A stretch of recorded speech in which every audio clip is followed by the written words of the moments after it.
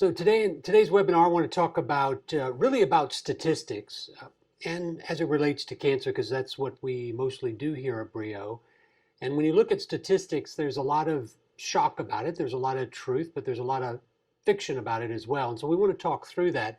And I hope to empower you to better understand the statistics and really highlight some recent events, if you will, that will really help us to walk through that together. At Brio Medical, we are a holistic integrative cancer healing center here in the beautiful state of Arizona in Scottsdale. And so we approach things holistically and integratively to not just target a tumor or cancer, but to actually heal the body. We're not just interested in 1 year, progression-free survival. We're interested in decades of healing. I'm the medical director here. We have a great team beyond myself. We have Dr. Walter Kim, we have Dr. Tam Spat, and we have Dr. Miranda Labont. We have 2 naturopaths and 2 medical doctors, and I am the medical director here. So let's go ahead and dive into the statistics in medicine, specifically fact or fiction, and let's walk through this together. So when we look at statistics, what we really want to do is we want to cut through the modern day fog of the scientific medical research that's out there, because I think there's really no other better way to describe it than fog. Today, and over the last many years, you've heard trust the science, it's the mantra. And understood in that trust the science mantra is trust the numbers. And these numbers they're the pillars of science. But are these numbers solid? What do they even mean? Are they validated? Are they reliable? Are they powered? Are they properly applied? Are they clinically applicable? Just simply quoting numbers doesn't really provide any benefit to a patient in the treatment of cancer. And that's what I want to really highlight here as we walk through. So let's first focus on a study that's not really focusing on maybe fictional or inaccurate or fraudulent material, but actually a misrepresented and misinterpreted study. This is back from 2004. It's looking at chemotherapy as an adjuvant in 5-year survival in cancer. And they looked at 22 different cancer types. And they were looking for 5-year survival benefit from adjuvant chemo.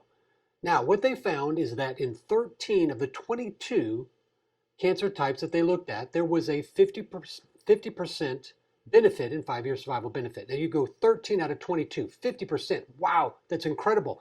5-year survival benefit. What happens is most people hear 50%, they think 50% cure. They think 50% improvement in survival. But let's get a little bit more deep into the details here. In only 3 of the 13, so only 3 of the 22, did the 5-year survival benefit reach, wait for it, 10%. 10%. So that number, 50%, is actually just an improvement in 5-year survival in 10%, and it's only in 3 of the 22. Now the numbers you see here to the left of your screen is 2.3 and 2.1%. This is overall, the 2.3% was in Australia, overall improvement in 5-year survival rate, and in the US it was 2.1%. Let me make this real. Breast cancer, overall the 5-year survival benefit of adjuvant chemotherapy in breast cancer was only 3.5% benefit. Now, this study was 18 years ago, but it shows you by just simply looking at the numbers themselves can be deceiving without understanding the context of the numbers. What are the numbers reporting? What are they pointing to? It's not just the numbers, it's what are the numbers telling us. So this is a quote here that is often incorrectly attributed to Mark Twain. There are liars, there are damn liars, and then there are statistics. The point here is simply that statistics are something that you need to really check twice, because they can often be deceiving. So here's a current event. You probably heard about this if you keep track of current event affairs as it relates to cancer. This was published, you can see there, June 16th, 2022. The title, Unheard of Immunotherapy Drug That in Trial Cured This Cancer Every Time. Cure. Now, first, I think we have to ask the question, is the word cure, is that a valid clinical endpoint? See, when you look at research, there's really three things that we can look at. There are what are called patient-centered clinical endpoints, there are what are called tumor-centered clinical endpoints, and there are what are called surrogate endpoints. Cure is not in any of them. It is not a valid clinical endpoint. Yet here, in the very first part of this press release, they said 100% cure. They also used other phrases or words such as unprecedented. We never ever say that about cancer treatments. These are statements that were in the top of this article talking about a drug, an inhibitory drug, called dostarlimab, a immune checkpoint inhibitor, and they were using it in 14 patients with colorectal cancer. So they mentioned cure, they mentioned unprecedented, they mentioned we've never seen this before in cancer treatments. Yet, if you dive your way deeper down into the article, because they know you're not going to dive deep into the article, you actually find that an author that they're quoting in there actually says, well, at 6 months, all 14 have no evidence of disease.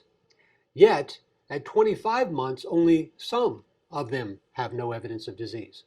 So cure? No, not a cure. Not designed to be a clinical endpoint. Really what this was exciting data, no doubt, because it was really allowing us to see the possibility of a future therapy. But the sensationalism, the hyperbole that was presented here as cure is inaccurate. The verbiage that they used at the top was inaccurate. It was misrepresentation. And out of that, people are going to misinterpret the actual validity of this drug. And often when you look at these drugs, the first thing that you're looking at in phase 1 clinical trials is simply, is the drug safe? Not really its efficacy beyond anything beyond that. So let's tie this back to the 50%, the 13 of the 22 from that 2004 study that I mentioned. So if we look at that 50%, as I mentioned, it provides an interpretation bias, meaning the person that's hearing it's going to misinterpret the data based on their own inherent bias. So in that, does the 50% mean, as in this case, cure? Does it mean just simply 50% time to next treatment? Does it mean 50% increase in objective response? Or who or any family thinks about 50% in terms of clinical control rate? But really what we're looking at is just a 50% of any benefit in 5-year survival rate, any benefit. And as it relates to breast cancer, 3.5%. And in the US overall, in these 22 cancers, just 2.1%. So these numbers clearly have to be put in proper context. So here we are with Mark Twain. Facts are a stubborn thing, but statistics are pliable. So this is correctly attributable to Mark Twain. And that pliable word I think is very interesting here because it implies flexibility. Yet statistics and numbers really represent not flexible. Pliable also means easily bent or easily influenced. So easily influenced means it doesn't stand strong. It doesn't hold its ground in times of scrutiny. And statistics and numbers should. So here was another recent current affair or event. And this was published, interestingly, June 21, 2022. And you can see all of these very recently. Now, this actually followed by one day a study, an article I'll present in just a second. But this article here said, vitamins, let me scroll in. Vitamin supplements are a waste of money. Experts warn there's no proof that multivitamins can prevent cancer or heart disease. Now, this is really a retread of many different articles where they've written about this, but the authors here have a gross misunderstanding of the difference between multivitamins and vitamins. They have a gross misunderstanding of not utilizing bioavailability, pharmacokinetics, pharmacodynamics, or proper dosing as it relates to vitamins. They are using multivitamins and extrapolate it to all vitamins, whether they're used therapeutically or not, whether they're used orally, whether they're using them IV. This press release, providing no link to the study, is actually really diving into misinterpretation and misrepresentation bias as it holds. Just some confusions that they had here. They said, one, micronutrients and isolations may act differently in the body than when naturally packaged with a host or other dietary components. Interestingly enough here, if you have low potassium, the doctor is not going to give you a multivitamin or a multimineral. He's going to give you potassium, and in many cases, IV. So the context of giving micronutrients individually, like potassium or sodium, that exists. Vitamin C, vitamin A, vitamin E, and beta carotene contain antioxidants that were once thought to help reduce cancer. Okay, they are still known, particularly vitamin C, to treat cancer, but you have to dose it in a way that allows it to act pro-oxidatively. And if you look at the prior webinar where I talked about vitamin C high dose pro-oxidatively, but orally it's antioxidative, this author clearly hasn't read that or doesn't recognize that research. So, and they looked at scientists from a Northwestern University in Illinois backed the new guideline in an editorial in JAMA, which is Journal of American Medical Association, telling them to stop searching for a magic set of bullets to solve their medical woes.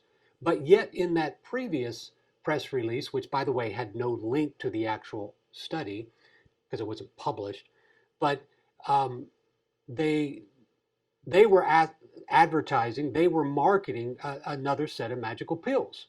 That just happened to be a drug. But they're saying here, hey, don't use these magic pills, but use ours. So again, when you look at this concept of multivitamins, another quote here says, the task force is not saying don't use multivitamins, but what they're saying is really don't use them.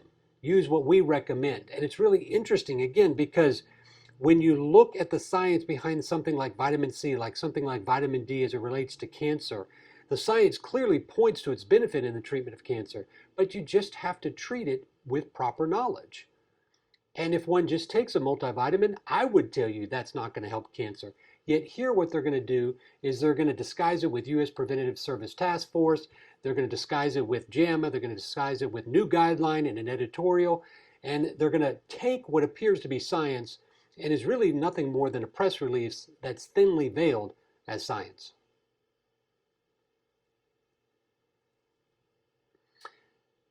Another great quote here, and I think it speaks for itself. In ancient times, they had no statistics, so they had to fall back on lies.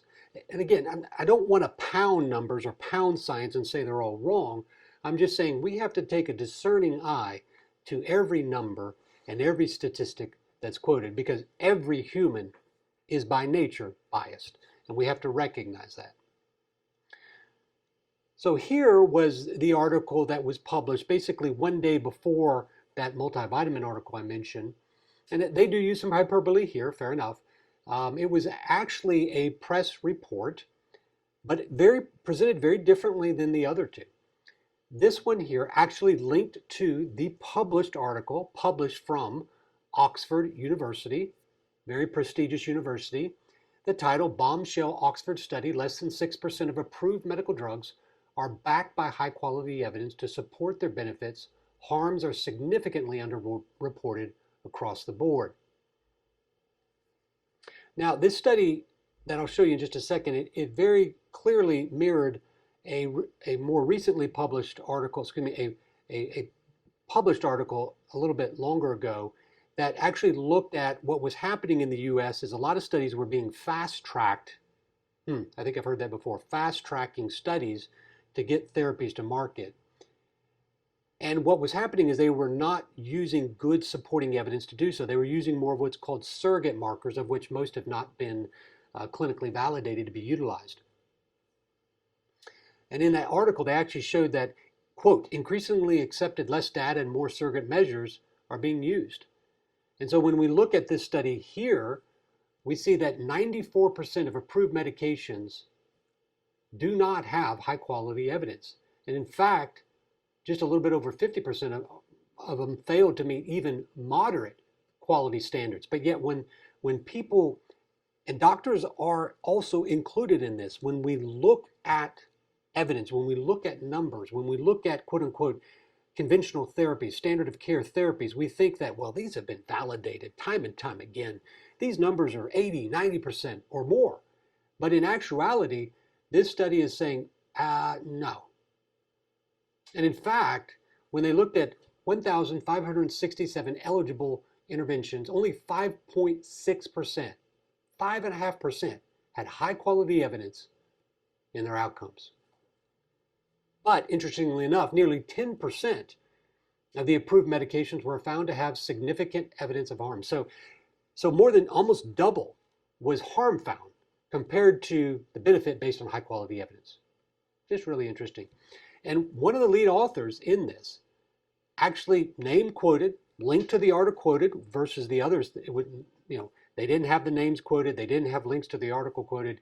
But here the author said, if the harms, actually here when we look at this, the harm of the healthcare interventions are superseding and overcoming the benefits. But the author of the study actually said that, look, I don't even think that one can provide informed consent based on this evidence that we're now uncovering. So this is Oxford University looking at a broad spectrum of studies, finding very poor, high quality evidence supporting the predominance of standard of care therapies. In fact, more, 10%, are showing significant evidence of harm. And this author is saying, I don't think docs can provide informed consent for therapies for patients. That's a wow moment. That is really, it's shattering the paradigm of what I think physicians think we are and where we are in statistics and numbers and science and medicine. And I think it's also a way for patients to be empowered to understand where things really, really are. And they're not where we thought they were. So here's the study itself, endpoints in clinical cancer trials. I encourage you to check it out. Always when I see a press release and it doesn't link to the study, then I look at it as, okay, they clearly don't want me to read this for myself. And trust me, I scour the internet. And if it's not there, then I really call into question the validity and the strength of the statement that's being made there in a press release. But here's actually the study, and I encourage you to check it out and read it for yourself. So I think what this should do is really present some questions about numbers, about data, about statistics that everybody, doctors included, need to really think as it relates to medicine, science, and what we're doing to treat patients here with cancer. So, first question, is medical research unbiased or is it biased? When is a number just a number? When you look at this reminds me of an old marketing campaign of dealing with low testosterone. I think maybe 10 years ago. The marketing slogan was "Know Your Number," and I thought that was silly because what does the number mean? You don't know the context of the individual. You don't know the context of where their numbers have normally been. What's normal? I mean, it was a silly marketing campaign, but it really stuck with people because they thought, well, if I know my number, I'm going to know what the results are. So how about this?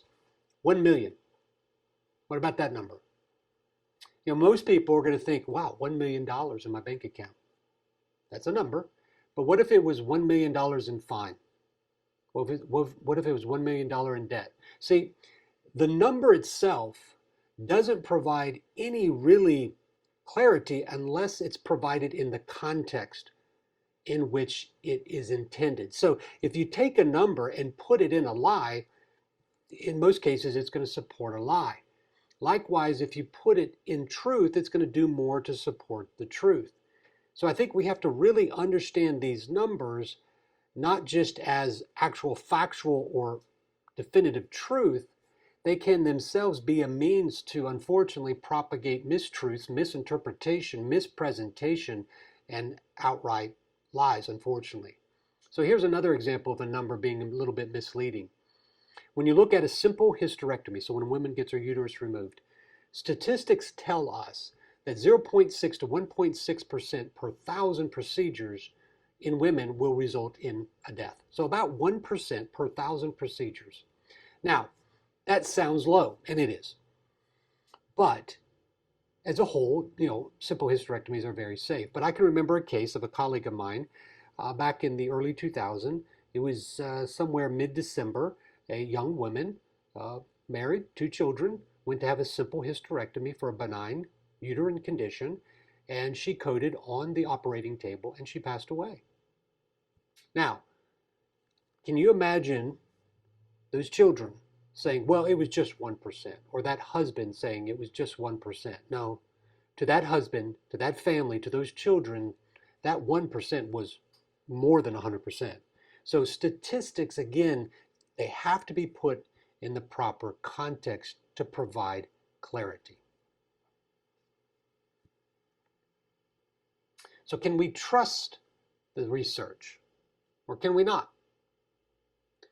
When you look at a lot of research today, a lot of it's this press release, hyperbole, and about every year or two, there's a cure for cancer coming. I mean, a couple years ago, before COVID, it was some therapies coming out of Israel, a study that suggested a cure for cancer. So this happens repeatedly. It's over and over and over again, and it doesn't mean that these therapies don't help. It's just we have to recognize the fog and work way to find the true, real science there.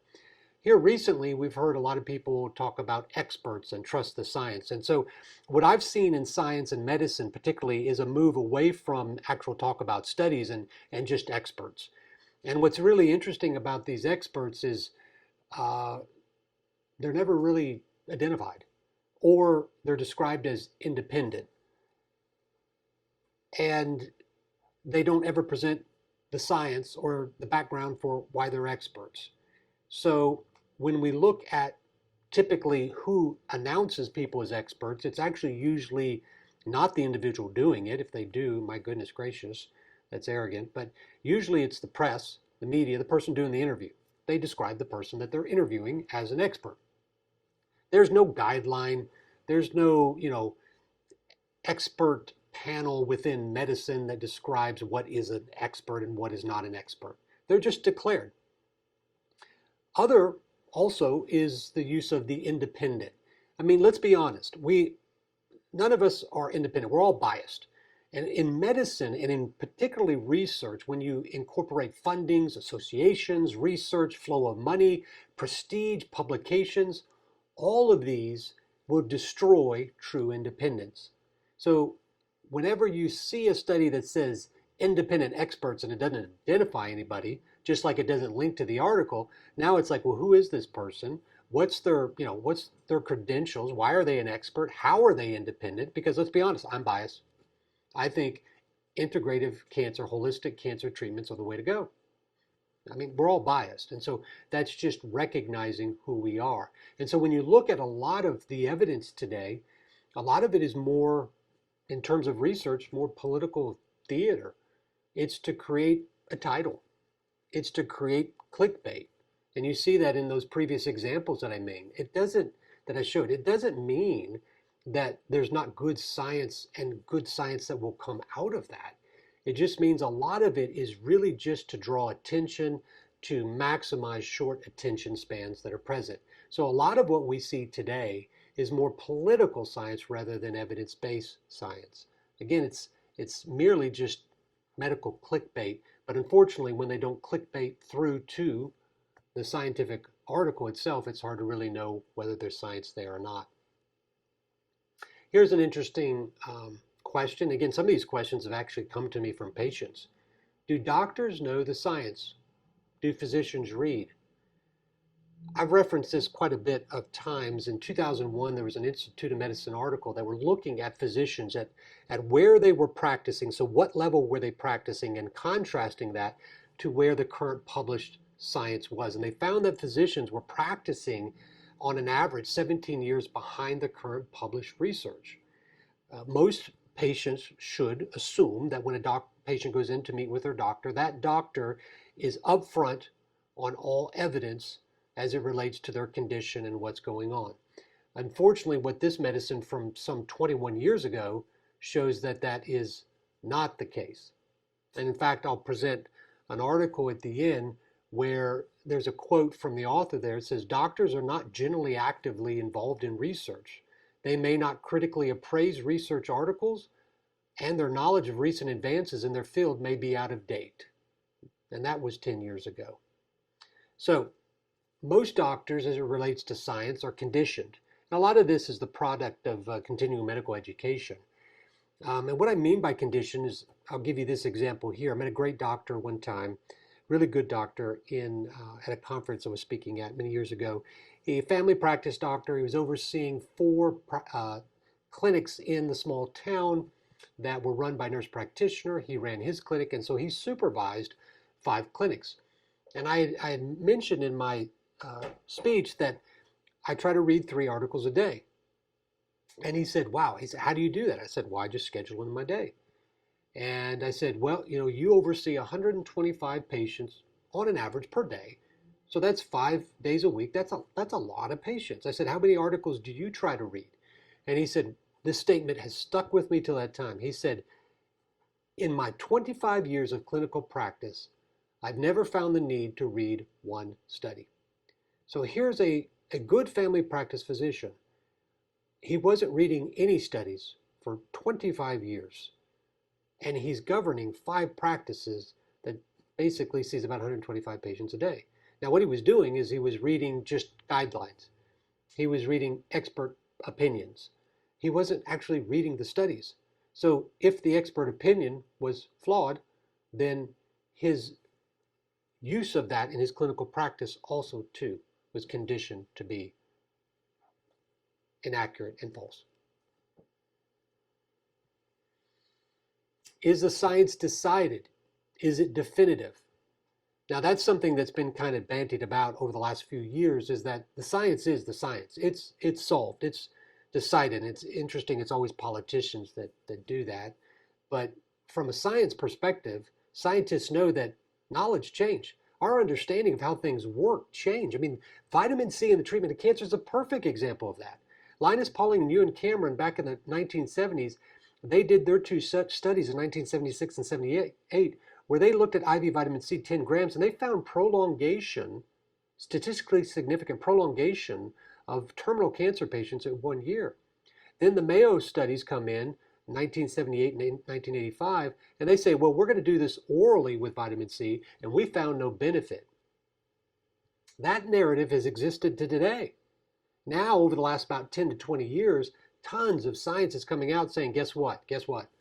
Vitamin C, when used IV, when used pro-oxidatively, is directly cytotoxic to cancer cells. And you can use it to augment conventional cancer therapies.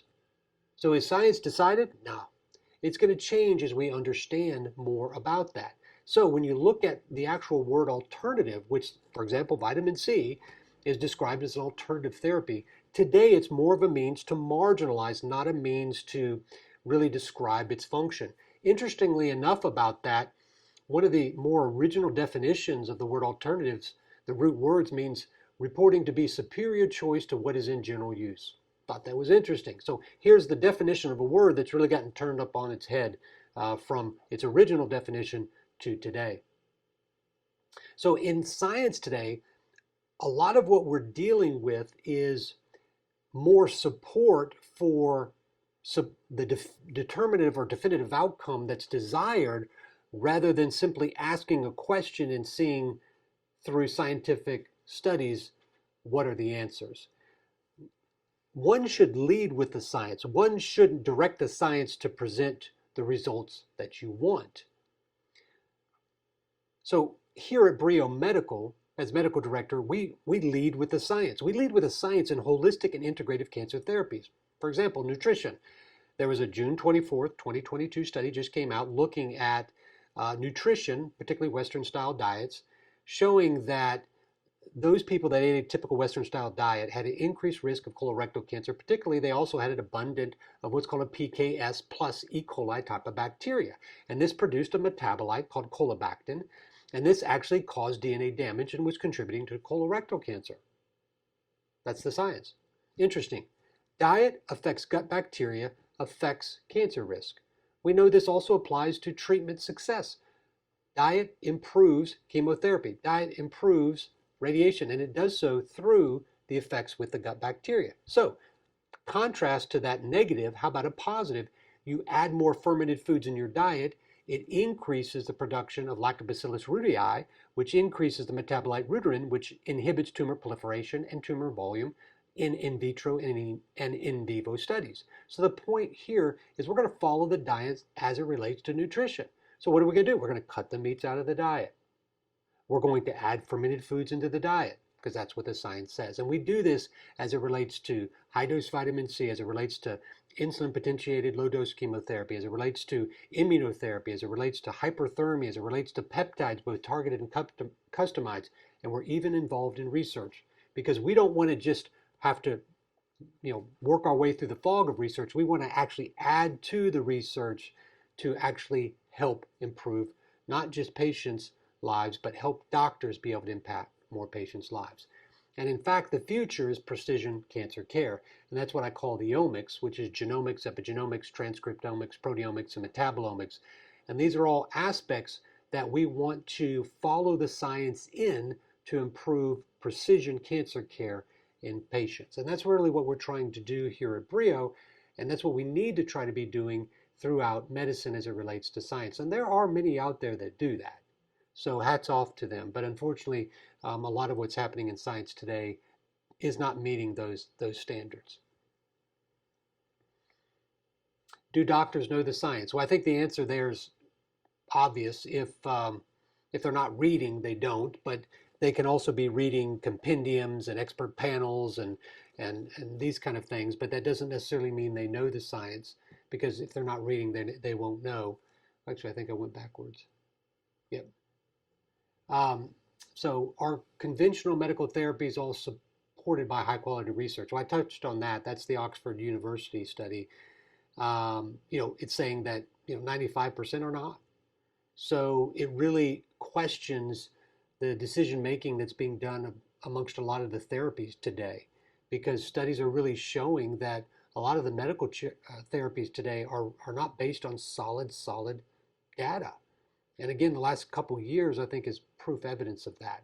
But that's out of Oxford University. It's not some throwaway journal. It's not some throwaway university. Very prestigious, very considered conventional, worldwide respected. But this is not new. A former British Medical Journal editor, Richard Smith, some years ago said that, quote, 5% of published papers reached minimum standards of scientific soundness and clinical relevance. And in most journals, this figure was less than 1%. Whoa. I mean, less than 1%. I mean, that's really just says a lot of what's out there is trash.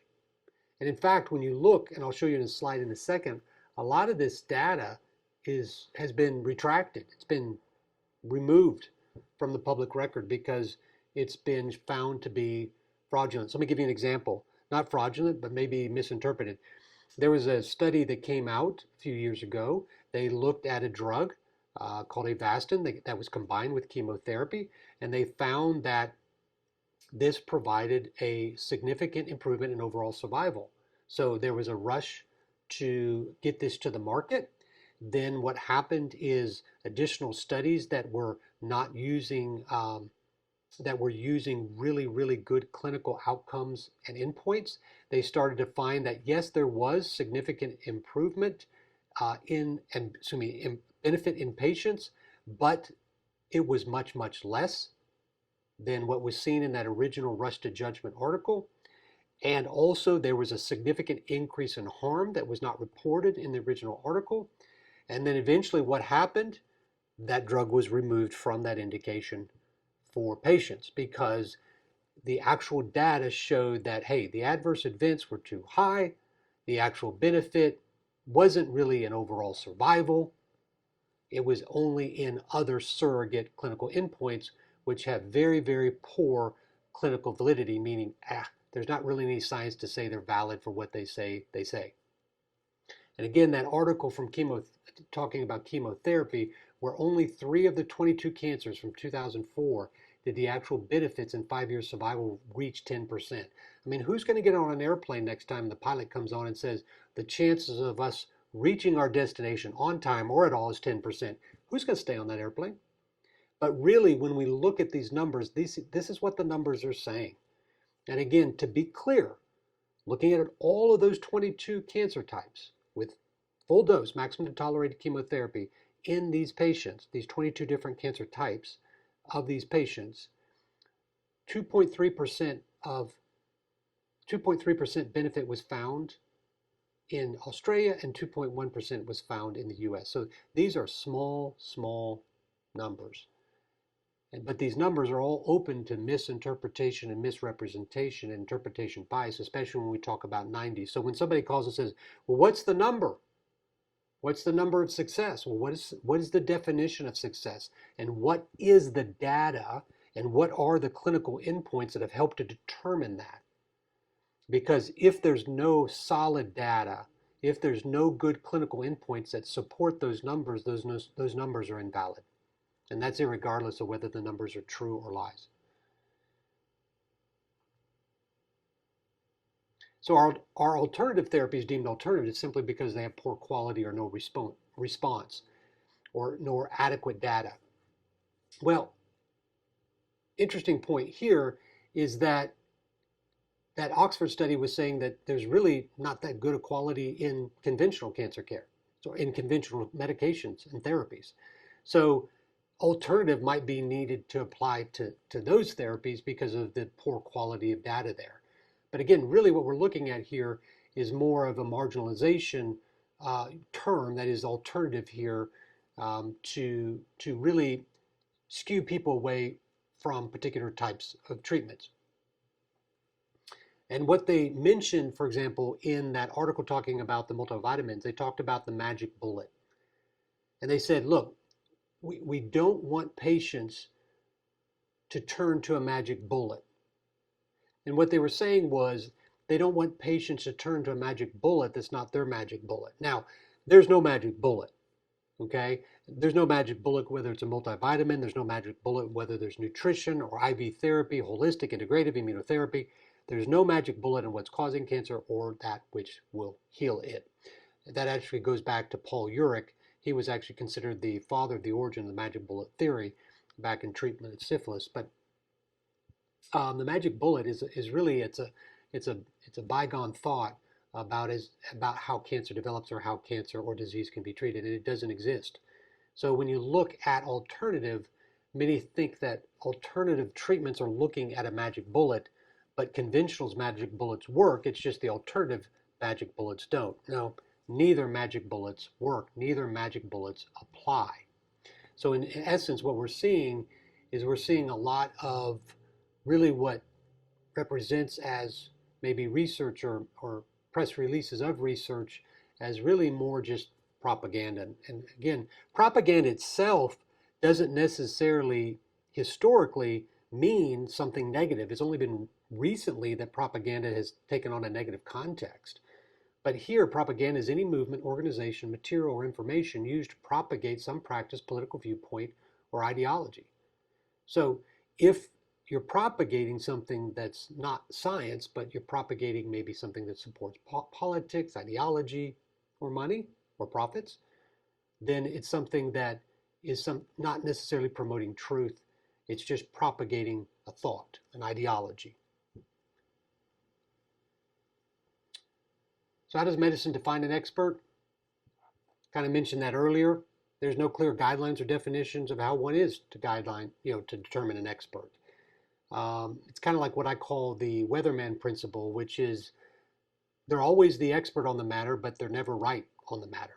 It's the one area one profession where you can be wrong 100% of the time and still have job security. And they're always unanimously ambiguous. These experts are really never typically identified, and their status of experts, or how they achieve that, has also never been clearly identified. So again, whenever you see somebody describe what's expert opinion, it's independent expert opinion that's describing this process. First, look to see the article, read it for yourself. Second, always question medical expert or this kind of ambiguous presentation of data strength. And really just look at the track record of the last several years. There's been more wrong by medical experts than there have been more right. And though it could be right in the beginning, New data may show it's now wrong. So it's about being in the science, not just following somebody telling you to follow the science when they won't present the science or discuss the science. So about knowing the context of the statement, the context of the number, the context of the statistics will help you better understand the validity of them. So finally, is evidence-based medicine evidence-based?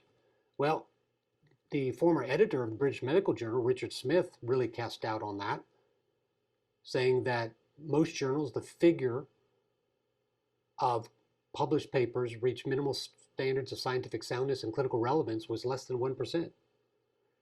That can't be used to provide evidence-based guidance.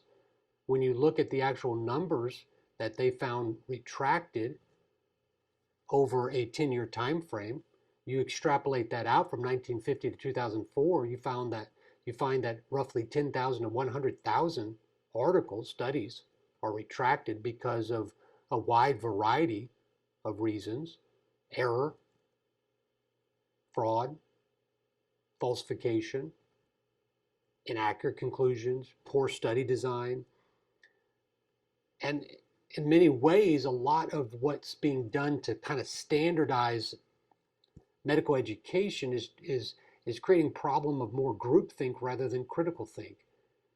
And so this continuing medical education that is born out of the medical education process, it's creating a lot of this problem. So most physicians, let alone patients, they're not critically analyzing the data. They're not critically analyzing the number. They're not critically analyzing the statistics. And so as Mark Twain says, hey, they're malleable, they're flexible, they're influenceable, and really then make statistics more of a reason to propagate maybe something that's not necessarily true or maybe not necessarily effective. So is informed consent evidence-based, or is it not? Again, the Oxford article says, no, it's really hard to say that we can, in an evidence-based manner, provide informed consent today. That's the lead author of that. Now, I'm sure there are those out there that would disagree with that. And that's the great thing about science is about the open debate of ideas. We can come together, debate the science, and disagree. Science is not uniformly agreed upon. No matter how many media people say it, everybody is going to bring different bias and interpretation bias to the table, and thus different eyes and background provide different insights of that data. So again, there's a lot of reason to speculate that a lot of informed consent today, based on lack of high quality data, poor evidence, poor reporting of adverse events, because studies have looked at the reporting of adverse events. Less than 10% of adverse events are reported. So we're really looking at a problem where not enough of the adverse events or side effects associated with treatments are reported. And if you can't focus or provide clear data on the adverse events or side effects, you cannot provide informed consent. You just cannot. So is it possible? I think a lot of data is really pointing to the fact that we need to reconsider how we analyze data, construct data, and use that for informed consent. When you look at most medical research today, most of it's intended for profit. Most of it's retracted. Very little of it's read by physicians. It takes at least 17 years to reach clinical practice. Most of it provides little to no clinical benefits in patient care. A lot of it provides side effects. And that's where we are. That's where we are with a lot of the evidence. And I don't mean to cast a dour look on it. It's just understanding where it is. Focus on the numbers, focus on the studies, focus on the statistics, read it for yourself. Look at the clinical study design, look at the clinical outcomes, look at the powering, look at the statistical analysis. These are the best ways to really try to inform oneself about the data. Don't read the press releases, don't listen to some bureaucrat or some media person behind a desk telling you what the evidence says. Read it for yourself. That's really where the empowerment of what consent or evidence-based data can come from. So in closing, this was part of the conclusion from this 2012 article that I referenced earlier. Now, this wasn't a study, but it was just an assessment of research and the quality of research. And so it basically falls in line with what the Oxford study talked about. It falls in line with what the former British editor talked about. And I think it's really important to read certain parts of this. First is, you can see there, doctors are not generally actively involved in research. Let me smooth this out of the way. I can't read that because that is in the way. Okay, here we go. Doctors are not generally actively involved in research. They may not critically appraise research articles, and their knowledge of recent advances in a field may be out of date. Again, even that Institute of Medicine article said doctors don't read. It's just simply saying what all these other articles have said, is that doctors are going to read the press releases. They're going to hear the press reports. They're not going to go find the study and read it. They should. They should be actively involved in research, but most are not. A vast number of research papers are published every year, and most of these have significant limitations, and some poor science may even be published in the most influential journals. 2 articles have said that. Publishers and manufacturers of pharmaceuticals have sometimes colluded in ways that do not necessarily benefit patients. So here it's not to point fingers, it's just to recognize that this happens. Medical publication is an industry. It is a business. And so unfortunately when money gets in there, it tends to create bias. And that's where I talked about independent experts. If money's involved, then it's probably not going to be an independent expert. And then finally, much of the most generously funded research is aimed at long-term commercial goals rather than benefit patients. That's our goal. Our goal as physicians, especially here in the treatment of cancer, is to help patients heal. It's to teach patients how to heal. And in that process, we need to make sure that everything we're doing is focusing that on. Much of what we're dealing today is more advocacy confusion because doctors are forgetting who we serve. We serve patients, and that's the only who we serve. We don't serve insurance companies. We don't serve hospitals. We don't serve governments. We don't serve organizations. We serve patients. That's who we take our oath to, is to help teach and heal patients how to heal.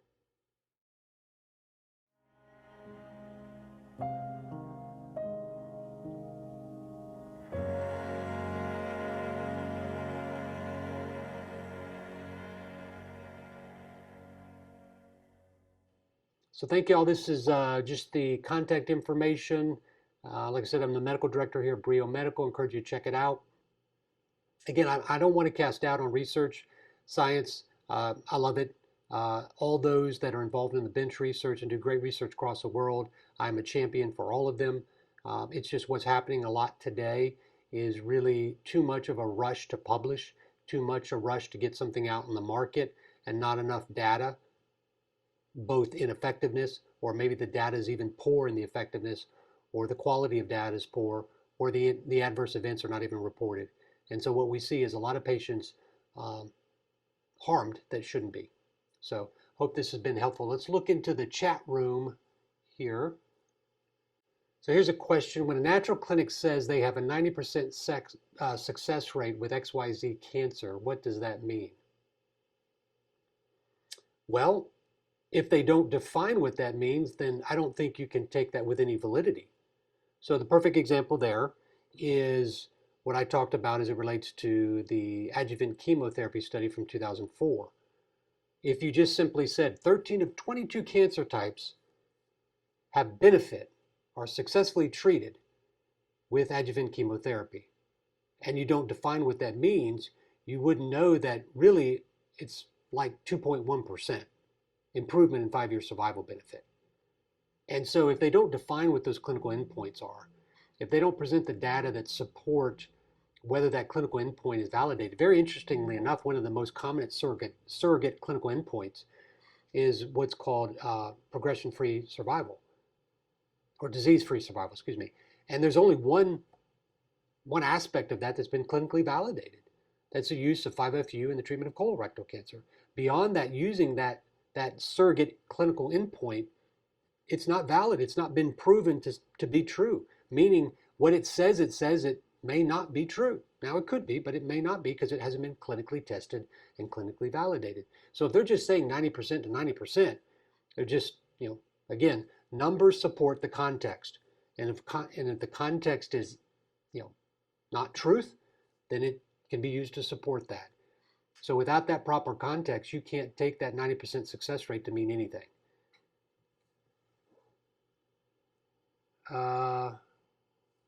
Let's see. Any other questions? Got more comments, and thank you for that. I think if there's a take home here, I think it would be this. Most of what is presented as research in the news, in the paper, in social media and they're just press releases. And press releases doesn't in essence make them bad. But if there's no context to that press release, just like there's no context to that number, as somebody asked about 90%, what does that mean? 90% what? Cure? Well, you can't say that. It's not validated. 90% reduction in pain? Okay, but I want to get better. That's great, but that doesn't help me. 90% improve in appetite? What does it mean? The interpretation bias, and this is desired and this is intended. Interpretation bias is that 90% is heard and it's cure. 90% cure. But you can't, again, there has to be that context to be able to understand and really give legs to what it is you're looking at there. Well, I hope this has been helpful. And again, if those press releases don't click through to studies, the articles, if they present experts and they don't name the experts and then allow you to link through to their bios and their place of employment, then I think you have to take that with a grain of salt. So, hope everybody's had a great July 4th weekend, have had a great week, and I hope this has been helpful. Check out our YouTube channel where some of our past webinars have been placed. We're going to be trying to do these every 2 weeks to get these out there. We're going to be talking about more treatment applications, but I just thought it was important because of just really some of these recent events that gave us opportunity to talk about the numbers and the statistics and really try to dive into fact versus fiction. Have a great evening.